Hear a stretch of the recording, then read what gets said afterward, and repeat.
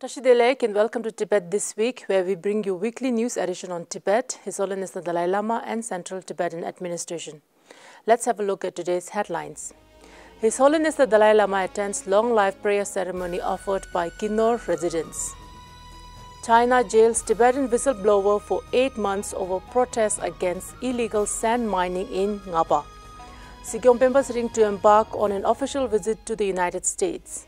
Sikyong Penpa Tsering attends closing ceremony of the Tibetan Artists Festival. Symposium on enhancing Tibetan school education begins in Dharamshala. Critical school situation in Tibet raised at 17th UN Forum on Minority Issues. Young Tibetans gathered for Europe VTAG strategy meeting in Stockholm. Kyabje Kundeling Rinpoche participates as Tibetan Buddhist representative at Vatican World Interfaith Conference.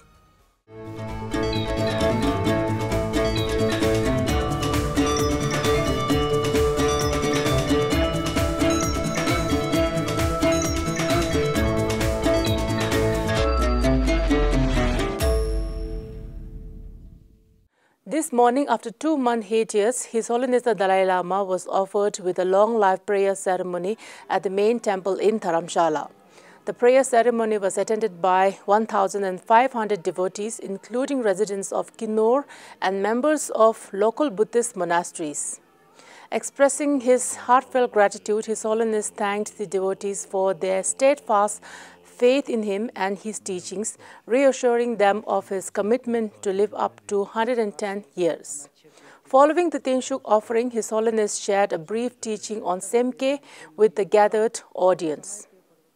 According to Tibetan Center for Human Rights and Democracy, Tsering, a Tibetan from Tsoruma village in Kakok, Sichuan province, has been sentenced to 8 months in prison for disrupting social order. The charge follows his viral video exposing illegal mining by Ang Hoi Sheng He construction engineering company, which damaged the environment under the guise of road construction. Tsering's video, posted on 14th October, included a real name complaint showing his ID card and detailed the company's activities. His arrest came after the video gained attention, prompting local authorities to summon and detain him. Despite complaints from the villagers to multiple government agencies, no meaningful action was taken. Though officials acknowledged the company's illegal sand mining and claimed to impose fines, the damage remains unaddressed. Tsering is now held in Gyeongju County Prison with his family unable to contact him, raising concerns about his safety and rights. On Thursday this week, the cabinet announced Sikyong Penpa Tsering's upcoming official visit to the United States, scheduled from 5th to 23rd December. His itinerary includes stops in Washington, D.C., Philadelphia, New York, Denver, New Mexico, Utah, Portland, Seattle, and San Francisco. Stay tuned for more details coming on Sikyong's visit on our channel. Earlier this week, Sikyong met Oscar-winning actor and director Forrest Whitaker, who was visiting Dharamshala. The actor visited the Central Tibetan Administration at the Kashak Secretariat for a brief discussion on Tibet with Sikyong. The following day, Whitaker and his daughter had a short audience with His Holiness the Dalai Lama at his residence. The actor is best known for his Oscar-winning film, The Last King of Scotland. On 1st December, Sikyong Penpa Tsering attended the closing ceremony of the 3-day Tibetan Artists Festival in Dharamshala as the event's chief guest. The event is organized by Tibetan writer and poet Phujung D. Sonam, the co-founder of Tibet Rights, with support from the Tibet Fund, a festival which honors the invaluable contributions of artists ranging from writers to musicians in sharing the stories of Tibet with the world. During its closing ceremony, Sikyong stated that over the past 6 decades, the Tibetan community has made significant progress in all aspects of its existence in exile under the benevolent and visionary leadership of His Holiness the Dalai Lama. Sikyong emphasized that individual Tibetans and organizations who use any medium, including all forms of art, to organize initiatives and campaigns that advance the cause of Tibet are always appreciated. Sikyong further asserted that the Central Tibetan Administration fully supports these efforts regardless of political affiliations or positions of the organizers or the events. Throughout its 3-day duration, the festival saw a large turnout, including Tibetan parliamentarians, CTA officials, Tibetan artists, art enthusiasts, media personnel, Dharamshala-based Tibetan residents, tourists, and many others. It featured the participation of Tibetan writers, singers, and musicians from various parts of the world. On Thursday this week, a 2-day symposium on enhancing Tibetan school education commenced in Dharamshala at the Hotel Nubu House to deliberate on further developing the quality of the existing Tibetan education system, formulating and strategizing for future education-driven initiatives, and nurturing Tibetan students in line with the principles of basic education policy for Tibetans in exile. The chief guest, Professor Venerable Samdong Rinpoche, the former Kalun Tiba of the Central Tibetan Administration, graced the opening ceremony of the symposium along with Kalun Thalam Doma Changra and Secretary Jingmi Namgyel Kang from the Department of Education. Education Kalun Thalam Doma Changra outlined the Department of Education's key responsibilities, highlighting assessment visit to Tibetan schools since 2019 to identify and address system flaws. She expressed concern over two major issues: declining student enrollment in Tibetan schools and the growing number of Tibetan children with special needs. In his keynote address, Kalun Trisur Venerable Samdong Rinpoche shared Buddhist perspectives on education, emphasizing the roles of educators, parents, and administrators in fostering meaningful learning. He outlined the threefold practice of hearing, contemplating, and meditating to dispel ignorance and internalize knowledge, stressing that true understanding goes beyond simply receiving information. Rinpoche highlighted the mutual learning dynamic between teachers and students, urging teachers to inspire curiosity and address students' gaps to make education engaging rather than burdensome. He also underscored the significance of Tibetan Buddhist teachings for human well-being and called on Tibetan youth to preserve and propagate this wisdom. Participants at the symposium consist of diverse expertise in education, including teachers, former directors, professors, and education leaders from various organizations and institutions.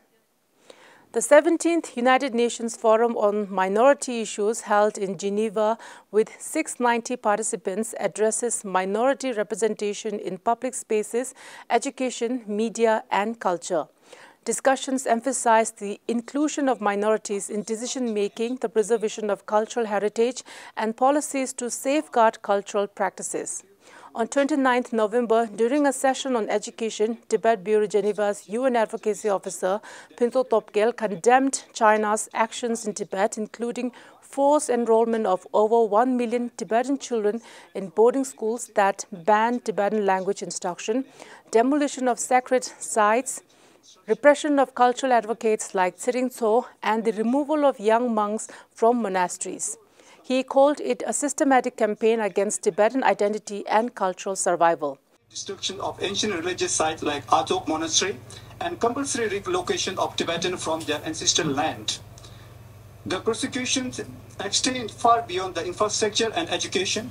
Advocate for the Tibetan cultural preservation faces severe repressions, as demonstrated by the detention of individuals like Tsering, who have courageously spoken up against the ethnic discrimination. The forcible removal of young monks from the religious institution present a direct attack on transmission of Tibetan religious and cultural tradition to future generations. The 2024 Freedom House report identified Tibet as one of the least free regions globally, facing systematic religious and political repression, ethnic discrimination, and threat to the fundamental human rights. The Council is considering action to hold the Chinese government accountable for the atrocities and ensure the equal rights of Tibetan children to receive the education in the Tibetan language. I thank you. The forum aims to identify challenges faced by minorities and develop recommendations for equitable representation, which will inform a report submitted to the Human Rights Council. Over 30 young Tibetans from 6 European regions convened in Stockholm for a 3-day VTAC strategy meeting and training organized by the Central Tibetan Administration's Department of Information and International Relations and facilitated by Tibetan community in Sweden. The event emphasized empowering youth for future leadership in the Tibetan movement. Highlights included a keynote address by CTA spokesperson Tenzin Lekshe, a talk on advocacy challenges by Swedish Tibet Committee chairperson Matthias Jonerstedt, and a training session on effective advocacy led by Wangpo Tethong of the International Campaign for Tibet. Country coordinators shared updates on their activities, and the day ended with a cultural celebration showcasing Tibetan traditions. The meeting aimed to equip young Tibetans with skills and strategies to advance the Tibetan cause. The World Interfaith Conference, hosted by the Sri Narayan Gurukulam Trust in collaboration with the Pontifical Council for Interreligious Dialogue, took place on 29 to 30 November in the Vatican, with Pope Francis in attendance. Pope Francis emphasized the importance of practicing moral teachings and fostering harmony among religions to address global challenges. Tibetan Buddhist representative Kyabje Kundeling Rinpoche highlighted His Holiness the Dalai Lama's commitment to religious harmony and stressed interfaith cooperation for world peace, moral guidance for youth, and a compassionate future. Rinpoche presented a book by His Holiness the Dalai Lama to the Pope and was invited to a 2025 religious conference in England. That is all the news for this week's edition of Tibet This Week. Thank you so much for watching.